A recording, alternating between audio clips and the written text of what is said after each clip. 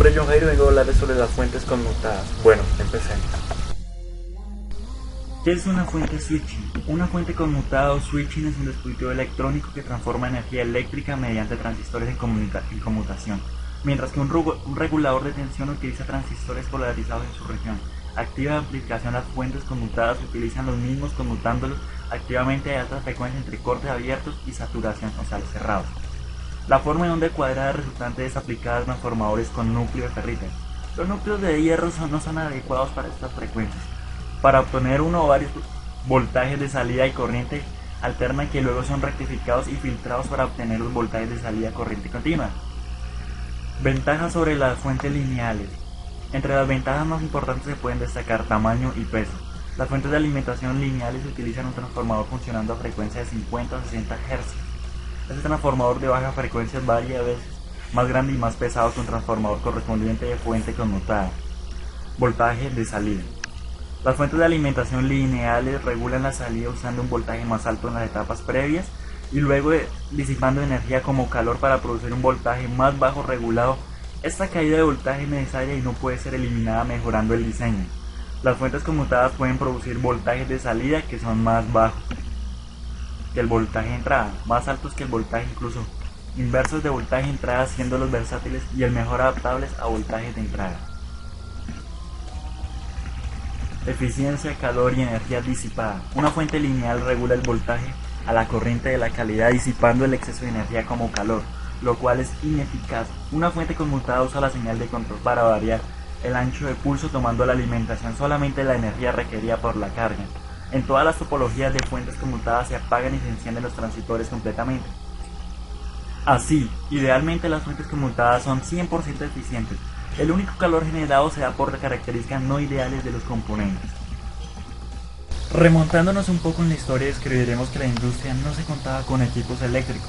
Luego se empezaron a introducir dispositivos eléctricos no muy sofisticados, por lo que no eran muy sensibles a sobretensiones. Luego llegaron los equipos más modernos que necesitaban de bajos voltajes, por lo que se inició la construcción de fuentes de alimentación que proporcionaran el voltaje suficiente en estos dispositivos.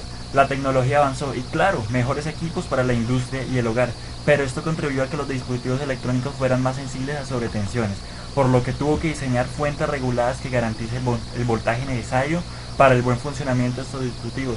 De ahí surgió la necesidad de hacer el switching. Ahora vamos a hablar sobre otras fuentes conmutadas y versus fuentes lineales. Básicamente existen dos formas de realizar una fuente de alimentación regulada.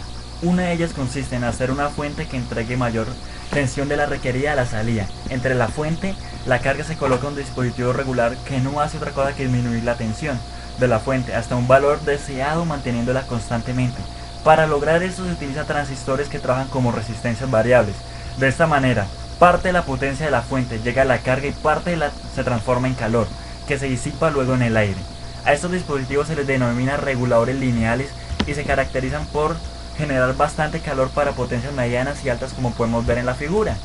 Otro tipo de reguladores son capaces de tomar de fuente solo la potencia que la carga requiera. De esta forma prácticamente no hay potencia disipadas en forma de calor y por ello su eficiencia es mucho mayor. El principio de funcionamiento de estos reguladores consiste en transformar la tensión continua en la fuente de una serie de pulsos que tienen un ancho determinado. Estos pulsos son luego integrados y transformados nuevamente a una tensión continua. Variando el ancho de los pulsos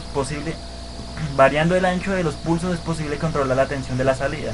A los reguladores que emplean este principio se les denomina reguladores conmutados, los que podemos ver en la segunda figura. Como podrán imaginar, la complejidad circuital de estos reguladores conmutados había relegado su uso. Hasta no hace mucho tiempo el campo de las altas potencias o aplicaciones especiales.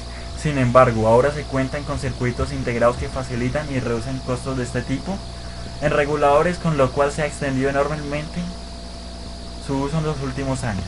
Bueno, aquí estamos pasando una sobre las más conocidas que la gente tiene, que son estos aparatos, vea, estos enchufes, todo lo que la gente más o menos lo que conoce, lo ordinario. Y ya, hasta aquí fue mi video, espero que les haya gustado, compártanlo, denle like, favoritos, lo que sea. Bueno, ya chao, con eso me despido y hasta luego. Chao.